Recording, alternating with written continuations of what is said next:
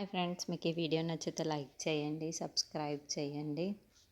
విజయాంబిక సూర్యప్రతాప్తో తమ్ముడు పింకీని చూసుకోవడానికి పెళ్లి వాళ్ళు వస్తున్నారు అనేసరికి సూర్యప్రతాప్ కూడా షాక్ అవుతూ టక్కను అనేది అని సూర్యప్రతాప్ కూడా షాక్ అవుతూ ఉంటే, అవును మన పింకీని చూసుకోవడానికి పెళ్లి వాళ్ళని పిలిపించాను అని చెప్పేసరికి ఇక రూప కూడా టెన్షన్ పడిపోతూ ఉంటుంది. ఇక వెంటనే రూప పింకీ ఇద్దరు కూడా రాజుకు ఫోన్ చేస్తూ ఉంటారు. పింకీని చూడడానికి పెళ్లి వాళ్ళు వస్తున్నారంటే ఏం చేయాలో అర్థం కావటం లేదు అని చెప్పడంతో ఇక ఇంతలో పెళ్లి వారు వస్తారు. పింకీ అయ్యే అందరికీ కూడా జ్యూస్ ఇస్తూ ఉంటుంది.